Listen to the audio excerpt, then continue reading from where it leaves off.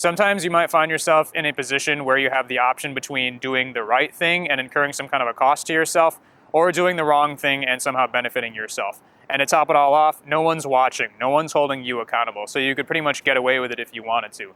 But don't give into that temptation. I believe that especially in those situations where no one's holding you accountable, you've got to hold yourself accountable. So I want to present to you 2 reasons why self-accountability is so important, maybe give you an example or 2, and then tie it off with how best to put it into practice. So first off, if you're able to hold yourself accountable, then that's the only proof you have that you are the person you're claiming to be. Because you can fool whoever you want, but at the end of the day, you know the truth. You know who you actually are. And that's what matters the most. And you just have to ask yourself, if you're okay with people praising you for being a certain type of person that they think you are, when in reality, you're somebody entirely different. So for example, if we argue that being a non-judgmental person is the right thing to do, then there is a difference between convincing everybody that that's who you are, and that's probably going to be easier and you're going to get away with it because nobody knows what you're actually thinking, versus actually being a non-judgmental person. And in that case, you have to hold yourself accountable. So if you meet somebody and you just immediately start judging them because of how they look or where they're from, then you probably fall into the former category and you'll probably get away with that, but you're not actually a non-judgmental person.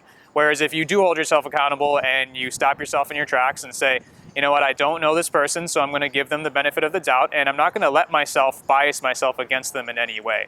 And if you do that, then you are actually a non-judgmental person. And the second reason is quite simply that you would expect that same behavior from others, because much in the same way that they don't know what you're thinking and that they can't always be watching you, you can't do the same for them. So you've got to be able to trust people, especially when their actions have a direct impact on your life. So for example, if you're in a relationship with somebody, then you don't want them to just support you because they want to look good. You want them to actually be a supportive person, and you expect them to hold themselves accountable for that.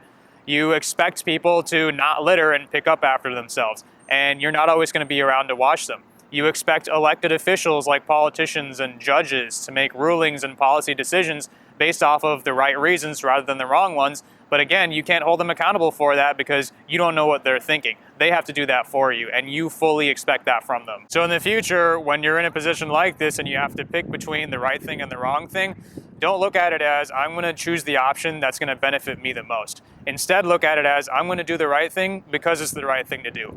And that's the kind of person that I am. I do the right thing even when no one's watching. So if you guys like the video, let me know what you think, and I'll see you next time.